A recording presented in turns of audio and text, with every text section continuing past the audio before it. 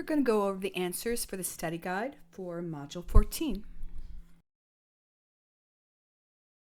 We'll start with the vocabulary words, which hopefully you know by now.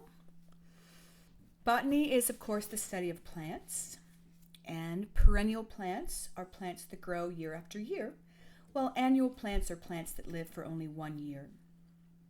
Biennial plants live for 2 years. Usually the first year, if you recall, they grow and they bank all that energy, and then the second year they go ahead and flower and produce seeds, and then they die. Remember that vegetative organs are the parts of a plant such as stems, roots, and leaves that are not involved in reproduction, while reproductive organs are the parts of the plant such as flowers and fruits and seeds that are involved in reproduction. Undifferentiated cells are cells that have not specialized in any particular function. Remember, those are the kinds of cells that are found in the meristematic tissue of a plant. Xylem are the non-living vascular tissue that carry water and dissolve minerals from the roots up to the plant's leaves. And the phloem are the living vascular tissue that carries sugar and other substances throughout the rest of the plant. The leaf mosaic is the arrangement of leaves on the stem of a plant. That would be whorled or alternate or opposite. And the leaf margin is the characteristics of the leaf edge. A deciduous plant is a plant that loses its leaves in the winter.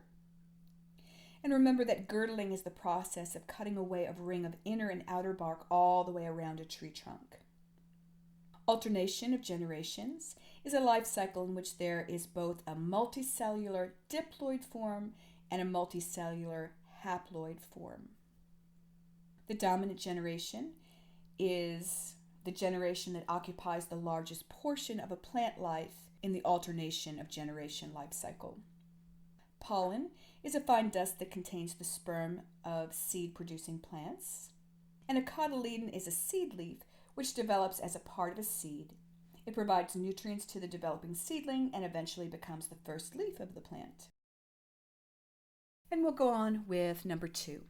Number 2 asks, if a portion of a plant is producing new cells, what type of plant tissue will be in that region? Remember that there were 4 kinds of plant tissue. There was the meristematic tissue. That was the tissue that contained cells that were undifferentiated. Then there was ground tissue. Remember that ground tissue makes up most of the plant. It's where the photosynthesis happens, stores starches and oils and things like that.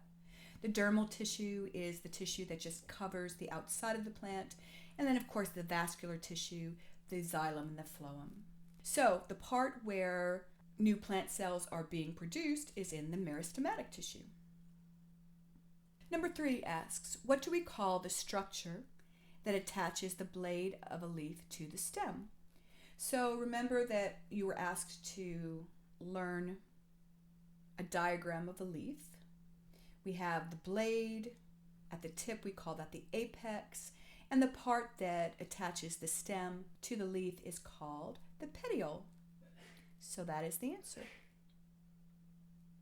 Number 4 asks you to identify the leaf mosaics in the pictures below. A is a whorled mosaic. B is an alternate mosaic. And C is an opposite mosaic.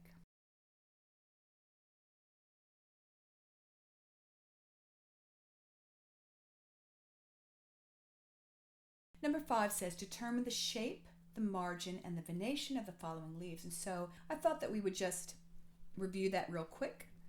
We have the leaf shapes. We have linear and elliptical, oval, deltoid, which is the triangular shape, cordate, which is the heart shape, orbicular, lobed, and cleft. Remember, the difference is that the lobed is rounded, whereas the cleft is more sharp and also more deep. And then we also have needle-like leaves and scale-like leaves. For the leaf margin, we're looking at just the edge of the leaves. And so we have smooth leaves that are, we call them entire. Serrate, which are the little spikes. Dentate, which are the big spikes. Crenate, which are the rounded spikes. And then undulate. Undulate, similar to entire where it's smooth, but to undulate means to make waves, and so the leaf on the edge is wavy. And then finally, just a quick review of the venation. We have parallel venation, pinnate venation, and palmate. Remember the difference between the pinnate and the palmate. In pinnate, the veins are coming from the midrib only, and in palmate, the branching of the veins are coming off of other veins. And so we learned that if there are any veins coming off the veins that come from the midrib, that we're going to call it palmate.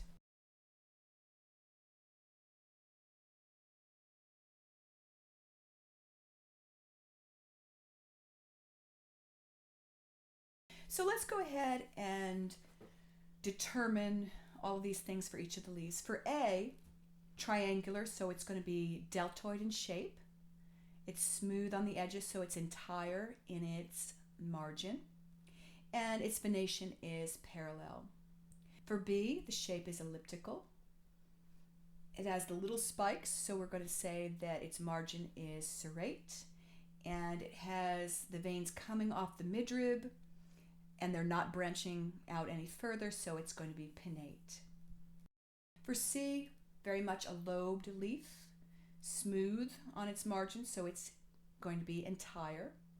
And once again, no branches coming off the veins that are coming from the midrib, so it is pinnate.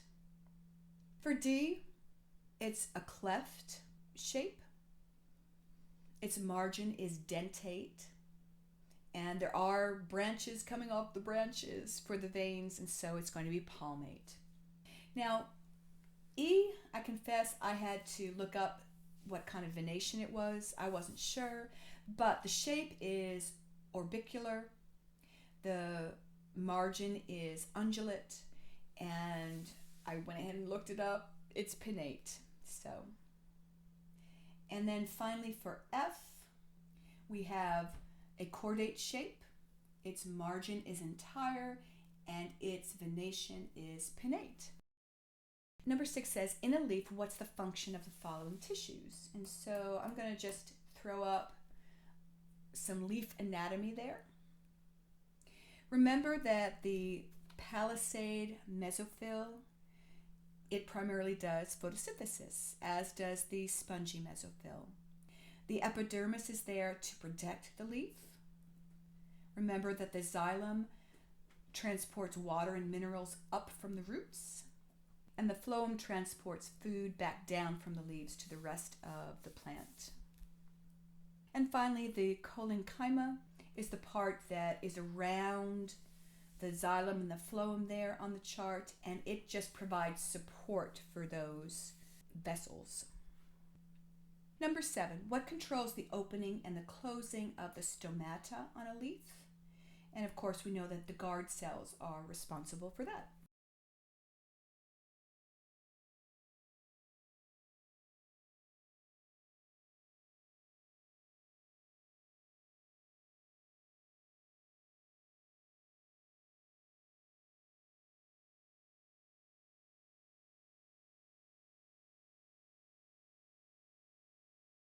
Number 8, why is the bottom of a leaf typically a lighter shade of green than the top of the leaf?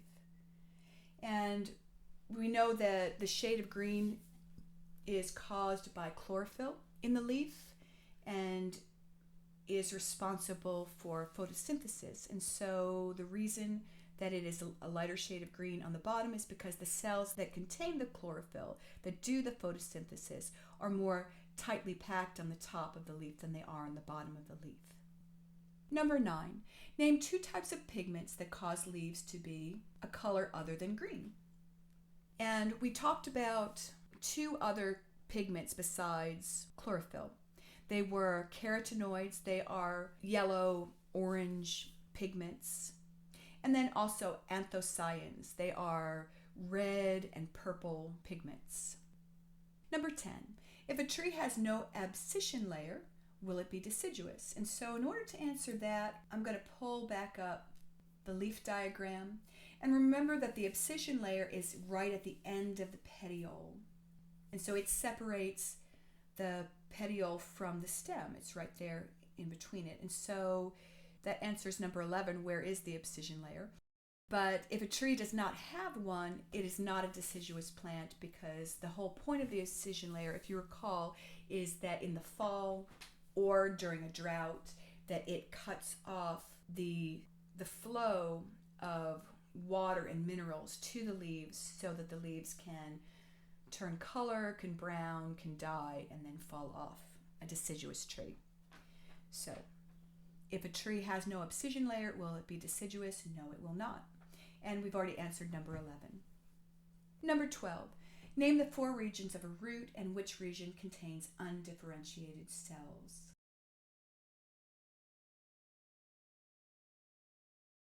So remember that the 4 regions of the root are the maturation region, the elongation region, the meristematic region, and the root cap. And just because you had to do it for your homework, I'm going to go ahead and label the root hairs also. So those are the 4 regions. And the region that contains undifferentiated cells is the meristematic region.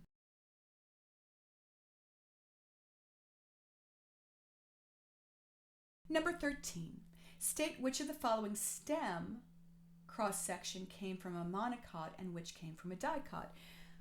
That's very important. That is going to show up on your test, and so you need to know the difference between those two. So this past week I asked you to do this worksheet, and so before we answer the question on the study guide, I do want to go over the answers quickly on the worksheet that I gave you. So let's go ahead and fill in the blanks real quick first, and then we will say which is which. So it reads, the main difference between monocot and dicot stems are the fibrovascular bundles and the way in which they are arranged. In a monocot stem, the bundles are located throughout the stem. Meanwhile, in a dicot stem, they tend to form a ring near the outer part of the stem. Another difference between the 2 stems is the presence of what we call pith tissue. In dicots, the pith tissue is the ground tissue inside the ring of fibrovascular bundles.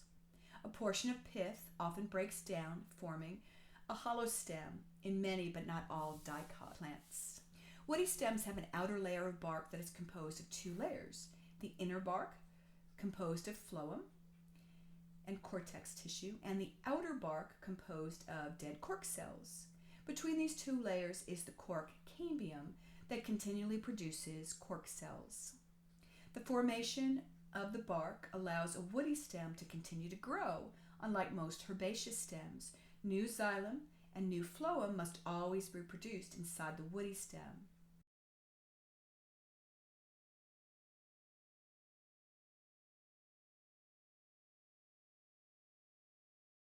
This is done by the vascular cambium, which produces phloem on its outer side and xylem on its inner side. This forms a pattern of alternating areas of light and dark wood, which forms what we call annual growth rings, which you count to determine the age of the stem. So we'll go back to the other side of the worksheet and we'll look at the various and sundry cross sections. So this first one is a woody stem. You can see the annual rings there and no fibrovascular bundles at all. Meanwhile, this second picture does have fibrovascular bundles. They're at the edge of the stem, and so that makes them a dicot. The next one, the fibrovascular bundles are also at the edge, also a dicot. Go down, and the next picture shows randomly placed fibrovascular bundles, and so it's going to be from a monocot stem. And then we have another woody stem. We see the annual rings formed there. I had a little bit of difficulty with this next one, the blue one there, and I think I'm right. I think that that is a monocot. I think that they are distributed enough rather than being in one single ring. It's still sort of in a ring shape, but there are several rings there. And then, of course, the next one also, the fibrovascular bundles are distributed. That's a monocot, another monocot. And then very definitely this last one is in a ring, and so that's going to be a dicot.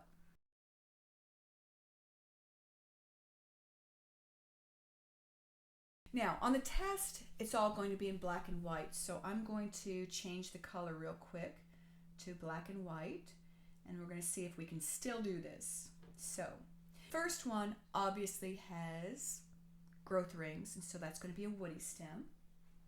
The next one has the fibrovascular bundles distributed throughout, and so that is a monocot. That was a little bit easier to tell on that one when it was in color, though. The next one, very definitely the fibrovascular bundles are in a ring, so that is a dicot. Another woody stem, and another dicot stem. And then finally, we can see those growth rings very easily, another woody stem. So let's go back and look.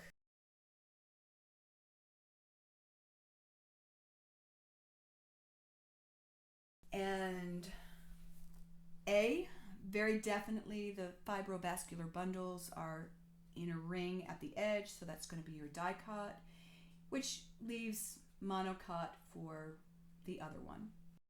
Number 14, what allows woody stems to have no limits to their growth, unlike herbaceous plants? And we pretty much just read that, the cork cambium, which is always producing more bark. Number 15, what's the function of the vascular cambium?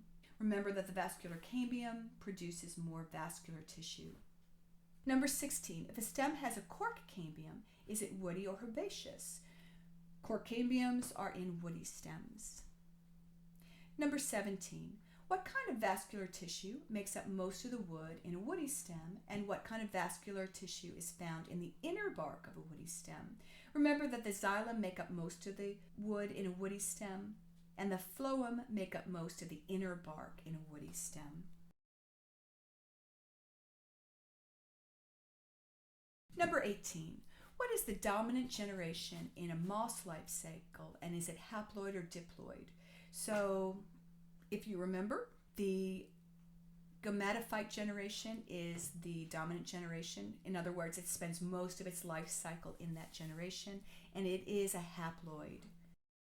Number 19, a fern has antheridia and archegonia. What part of the fern life cycle is it in, and is this the dominant generation? So again, I think it would be best to go over the worksheet that you did this past week. It says 14.6. You were actually supposed to be doing figure 14.16, so I hope that you got that. And it starts with the prothallus. Remember that the prothallus grows when the spores germinate into the haploid gametophyte generation, and that is when the antheridium and the archegonium are present. At this point, the antheridium and archegonium produce gametes, eggs, and sperm. And when the antheridium releases sperm, it travels to the archegonium, and sporophytes begin to grow when the eggs are fertilized. The sporophytes develop into the gametophyte, and the gametophyte is what we see as a fern when we're actually looking at ferns growing. And then the ferns produce haploid spores through the process of meiosis. They are stored in what we call sporangia, and then eventually the sporangia release the spores.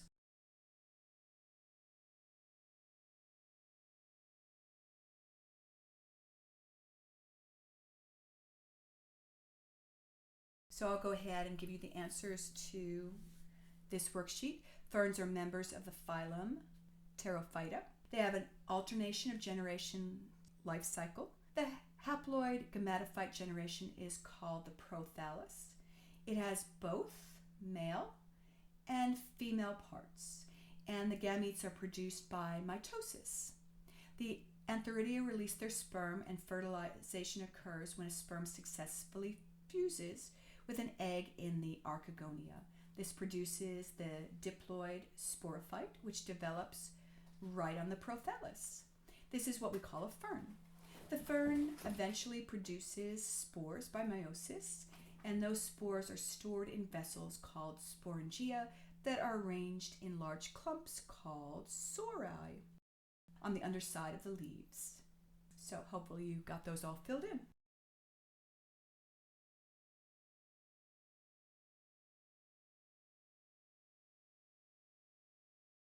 Now back to question 19. If a fern has both antheridia and archegonia, it is in the gametophyte generation, and that is not the dominant generation for a fern. Number 20. Why are the plants from phylum Bryophyta relatively small? Remember that plants in the phylum Bryophyta don't have any vascular tissue, and so it can't transport nutrients very effectively, and so they need to stay very small in order to be able to transport nutrients to where they need to go. So they have to stay small throughout their life cycle. Number 21. If a 15-foot tall plant has a root system that goes 4 feet deep, is it a fibrous or a taproot system? And so remember that a taproot, in order to be considered even a taproot, it is usually about the same depth going down out of the ground as the plant is going above the ground. And so if you have a 15-foot tall plant and the roots are only going 4 feet deep, it's going to be a fibrous root. And number 22, what are the male and female reproductive organs in a tree from the phylum Coniferophyta called?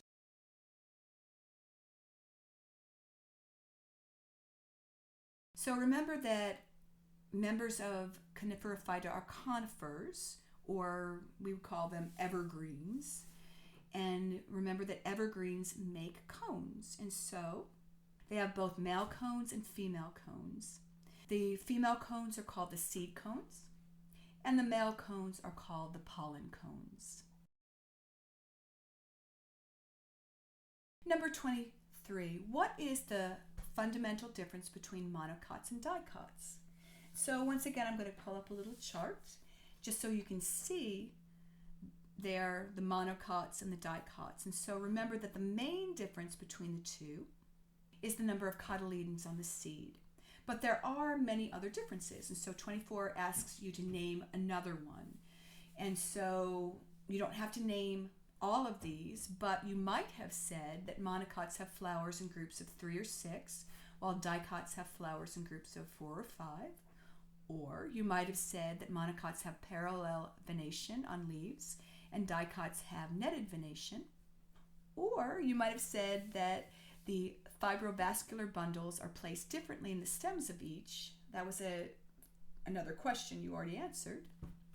Or you might have said that monocots have fibrous roots while dicots have taproots.